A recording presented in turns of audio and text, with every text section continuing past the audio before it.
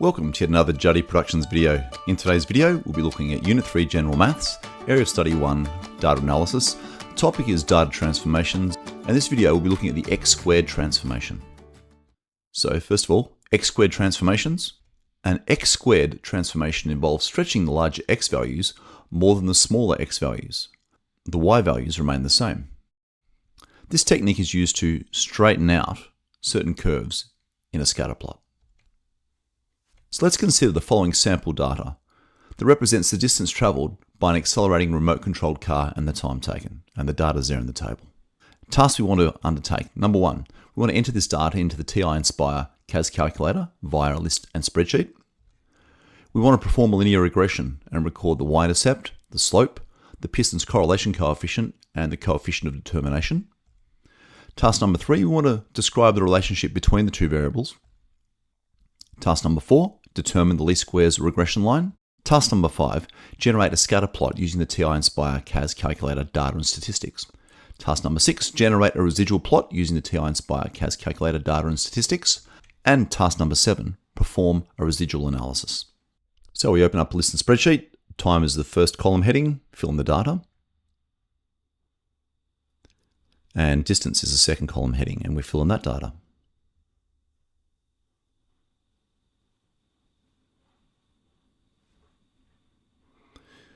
We then go to the menu, do a statistics analysis for a plus bx, x variables time, y variables distance, and there we have our linear regression data for our a, b, r squared, and r values.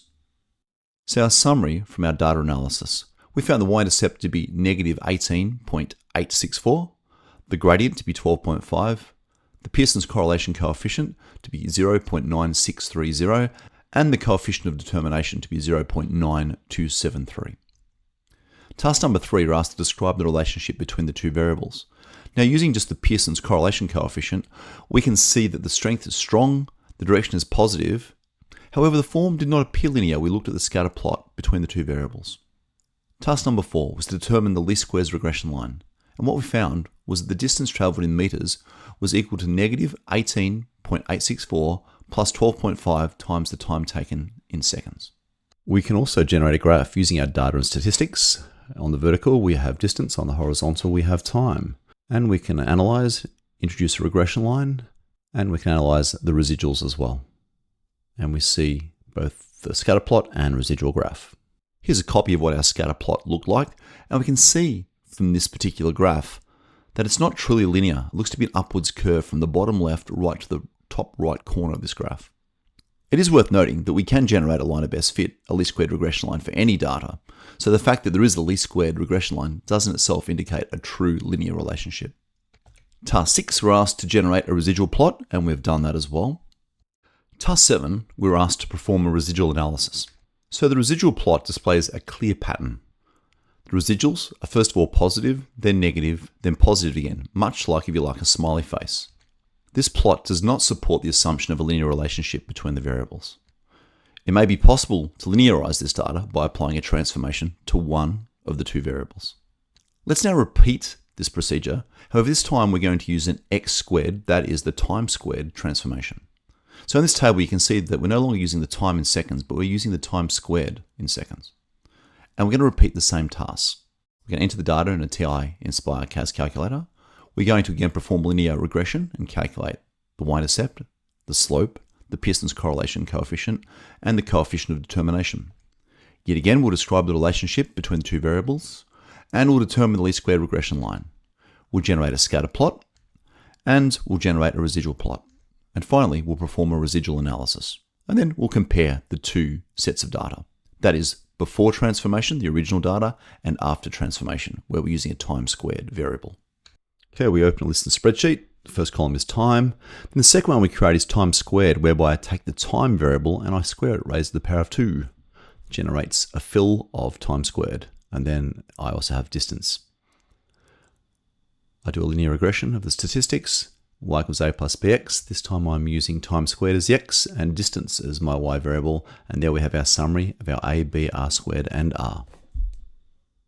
So as you can see, the y-intercept from this transformed data is negative 0.1210.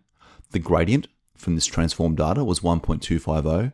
The Pearson's correlation coefficient was 0.9999. Coefficient of determination was 0.9999.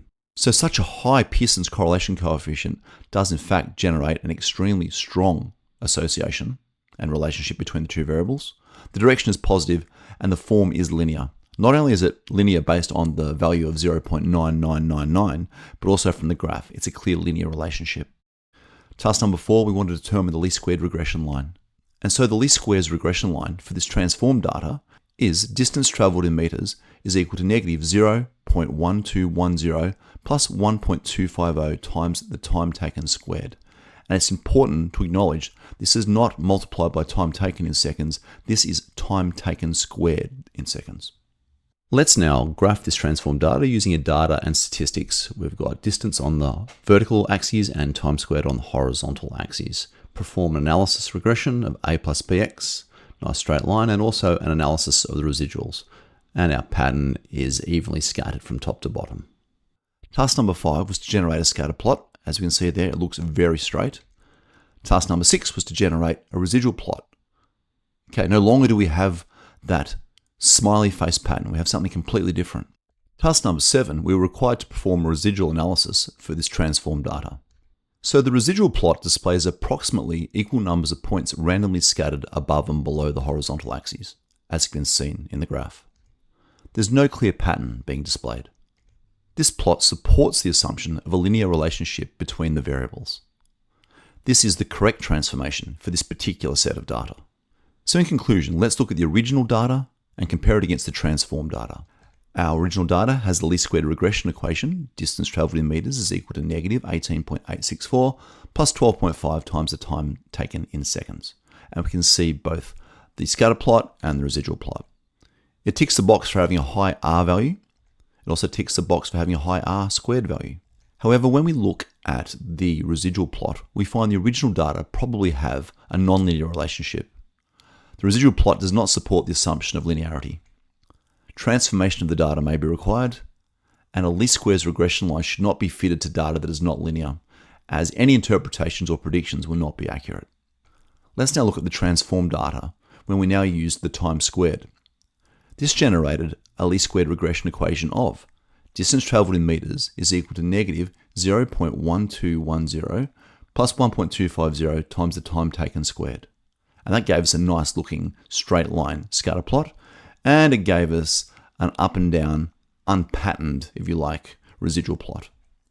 So that improved our R value, our Pearson correlation coefficient, from 0.9630 to 0.9999.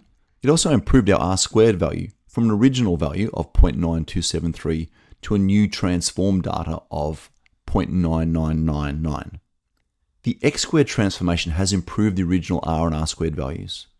The x squared transformation has linearized the data, and this is the correct transformation for this particular set of data. So the distance travelled in meters is equal to negative 0.1210 plus 1.250 times the time taken squared in seconds is the best relationship available for these two variables. You've been watching a Juddy Productions video. If you've enjoyed and indeed learned something from this video, then please remember to like, share, comment, and subscribe. And as always, thanks for watching.